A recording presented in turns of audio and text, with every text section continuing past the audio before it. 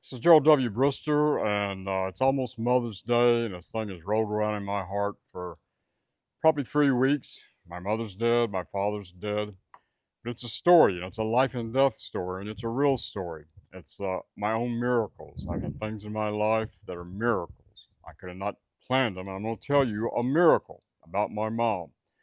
God saved my mother's life with a welding rig. A welding rig saved my mother's life, okay? Here's the story.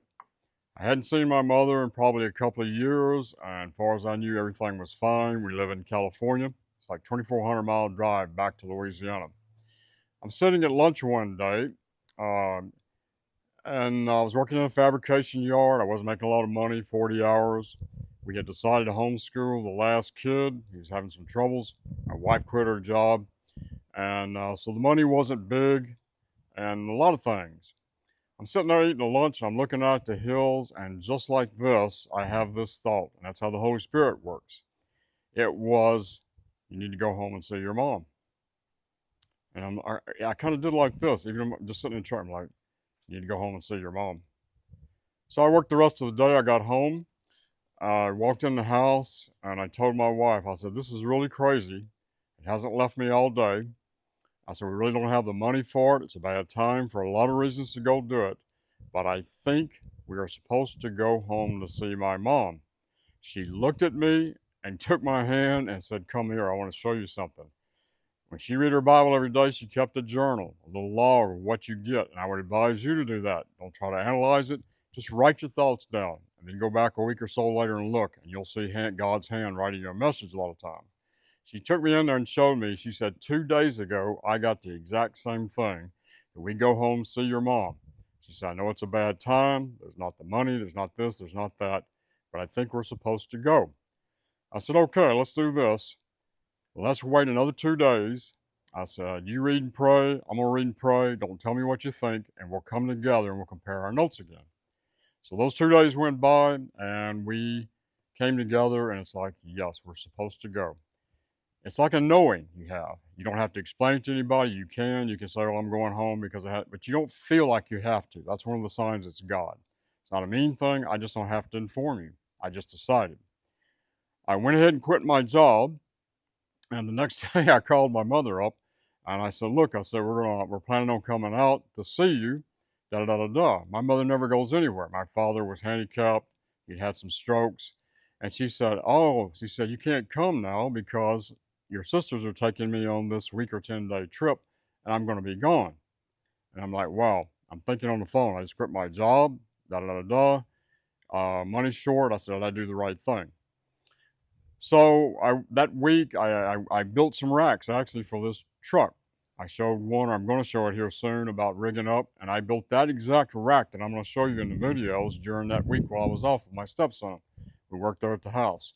So the time goes by, and there was something a little bit wrong with the truck. I thought maybe went to a mechanic, and this guy was a hustler, and I figured it out after a couple of days. But he said, "Oh man, you got to get this done. It's going to be this much money." And there, wow, there's another thing to keep me from going home. But I decided to go past that. Okay, I'm just going to chance it. I decided to go in the welding rig. And here's a key part of the story. I had a car I could have taken. We've been roomy. Three of us were going. 15-year-old, my wife and I. And but he kept being, take your truck. Well, at that time, I had one of the new Dodge trucks, and it's not a quad cab like today. It was a regular cab with just a little extra, if you guys are familiar with it. Good truck. You put a lot of stuff back here. But there was nowhere for the luggage. And so we loaded up. Didn't know how long I'd be gone or anything, so I started thinking like, well, I got to bring this in case of this and this. And the back of this truck back here, we look like the Beverly Hillbillies. Okay, you ever seen that old show, like Granny's rocking chair and suitcases? And we weren't a cool sight going down the road, but I said that's what we're going to do. Maybe I'll have to work somewhere. Money was tight, so we took the truck, and that's key here. We took the truck, which we normally would have done. Took more fuel, wasn't room, three people in front, all of that. We get started out of here, and I'm pulling through the Tehachapi Mountains, and all of a sudden, we get up almost to the top, and it's hot. It's in the summertime, and the oil pressure gauge dropped. I'm like, oh, wow. I had a V10 back then. It wasn't the diesel like today. It was when I made the V10. And I'm sitting there, and my wife said, what are you going to do? I said, I don't know. So I'm driving. We're almost at the top. I said, well, I don't want to stop here on the side of the hill. I'm going to make it to the top anyway. I'm praying and praying, and you guys may know this. Sometimes, especially back in those days, the oil sending unit would go out, and it would make the gauge read faulty. So I knew that. I'm watching, as I time that hill, I'm watching the temperature gauge, and the temperature wasn't going up in the motor, which should have if the lubrication wasn't functioning properly. And it was like I just had this little knowing, that same little knowing you need to go home, and it's like, it's fine. It's the gauge. So I decided to push on. I drove some more, I'm watching it, and it was fine. And that's what it wound up being. I could have stopped and turned around several times to go back because of all the pressures, the money, the this, the that. My mom's not home. So I decided we would leave and we'd get there the day she got back. It took us 3 days to get to Louisiana. I could have made it in 2, and I was going to make it in 2. But I forget what happened, but I said, no, we're going to spend one more night on the road. I had my wife with me, and I can drive forever.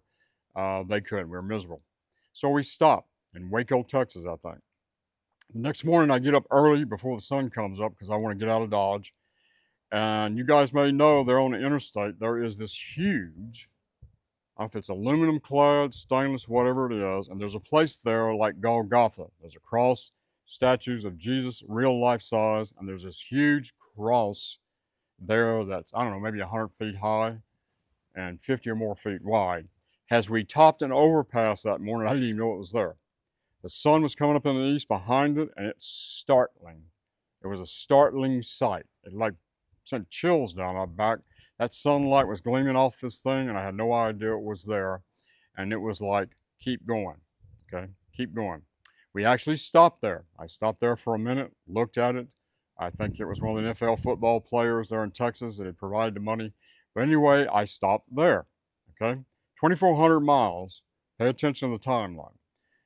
We go a little further, and I had an uncle I hadn't seen in years, and he sells wholesale flowers. He has a big nursery, makes a lot of money up in North Louisiana, Forest Hills, below Alexandria. I decided to go see him. So we go see him, we visit there a while. We leave there, and we're coming back and stopped at a Waffle House. If you guys aren't familiar with Waffle House, it can be the nastiest place you ever walked into and some of the best food, breakfast food, okay?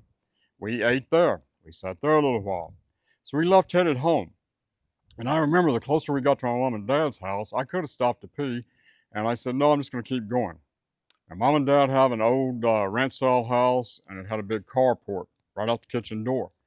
And the kitchen is a big country kitchen, and that's where my dad, he had 2 strokes, that's kind of his domain, had a TV in there. That was his hangout. I pull up, we're tired, it's about 10:15 at night. And I decided I'd pull up by the door on the carport with my truck so we could unload the bags. We walk in the door, I hug my mother, I walk over to hug my dad at the table, and I hear my wife scream. I turn around and my mom is on the floor, unconscious. I dropped down, started checking for a pulse, and I could faintly tell she was breathing. Her heartbeat was faint, but I could hear it. The next thing I said was, I turned to my stepson and I said, go out to the welding rig, grab that torch, drag it in here, open the oxygen bottles, and bring me that hand torch in here. I told my wife, you need to go back here out of the noise here, and you need to get on your knees and pray. She went to the master bedroom, and she was praying. She called 911, and she was in there praying. I opened the valve. You want to hit the pressure valve, but I opened the regular valve, and I fogged the area around her face. That's all I could think of. So that what breath she was getting was pure oxygen. Okay, so I backed it up. That whole area was fogged. It didn't take long for the ambulances to get there, but it took a little while. I'm guessing 4 or 5 minutes, and it seemed like forever to me. My dad is sitting there. He's pensive. My stepson's eyes are this big. And finally, they arrived. And I got out of the way. They loaded my mom up. And the guy says, if you want to, you can ride with me in the front. So we get in the front. We're racing to the hospital, 90 miles an hour, 100 miles an hour out on the 4-lane called Airline Highway, headed into Laplace, Louisiana. He's driving, and all of a sudden he looks at me and he said, what was that you had in there? What was that machine, or I forget the word he said, you had? And I told him, I'm a welder, decided to come visit. and told him the story. We've been on the road 3 days, and da da da da. And I said, all I could think of was to bring that oxygen torch in here, fog the area around her head, hoping that that would help her. He turned around and looked at the road because there weren't any cars, even though he was driving fast. He looked back at me and he said, "You and that oxygen and that truck just saved your mother's life." I'm Gerald W. Brister. This is part one.